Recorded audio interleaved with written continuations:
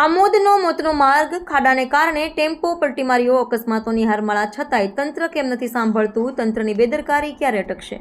આમોદના ખાડારાજ રોડથી વાહન ચાલકો પરેશાન, ટેમ્પો પલટતા મોટું નુકસાન. આમોદ પાસેથી પસાર થતો નેશનલ હાઈવે નંબર 64 હવે જીવલેણ બની ગયો છે. તંત્રની ઘોર બેદરકારીના કારણે ઠેર ઠેર ખાડા પડ્યા છે, જે છાશવારે અકસ્માતનું કારણ બની રહ્યા છે. તાજેતરમાં આવા જ એક મોટા ખાડાને કારણે 3 વ્હીલ ટેમ્પો પલટી મારી ગયો હતો, જેનાથી ટેમ્પો માલિકને મોટું આર્થિક નુકસાન વેઠવાનો વારો આવ્યો છે. આ એકલ દોકલ ઘટના નથી. રાષ્ટ્રીય ધોરીમાર્ગ નંબર 64 પર અકસ્માતોની હારમાળા સર્જાઈ રહી છે, પરંતુ તંત્રની આંખો પર જાણે પાટા બંધાયેલા છે. આમોદનો મોતનો હાઈવે તંત્રની બેદરકારીએ વાહન ચાલકોના જીવ જોખમમાં મુકાયા. આમોદ પાસેથી પસાર થતો નેશનલ હાઈવે નંબર 64 આજે મોતનો માર્ગ બની ગયો છે. તંત્રની જીવલેણ બેદરકારી અને ભ્રષ્ટાચારને કારણે આ રસ્તા પર મોતનો ખેલ ખેલાઈ રહ્યો છે. ઠેર ઠેર પડેલા મસમોટા ખાડા અને ખુલ્લી ગટરો કોઈ પણ મોટી દુર્ઘટનાને આમંત્રણ આપી રહી છે. હાઈવેના સર્વિસ રોડ પર ખુલ્લી ગટરો અને ખાડાઓ એટલા જોખમી છે કે અવારનવાર કાર અને ટેમ્પો જેવા વાહનો અકસ્માતનો ભોગ બની રહ્યા છે.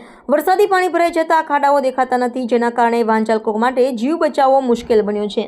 આ રસ્તાની નજીક આવેલી શાળાઓ અને હોસ્પિટલોના કારણે માસૂમ બાળકોના જીવ પણ સતત જોખમમાં છે. સ્થાનિકોને ડર છે કે જો કોઈ બાળક આ ખુલ્લી ગટરમાં પડી જશે તો તેનો જવાબદાર કોણ? શું તંત્રના કુંભકર્ણની નિંદ્રામાંથી જાગવા માટે કોઈની જાન જવી જરૂરી છે?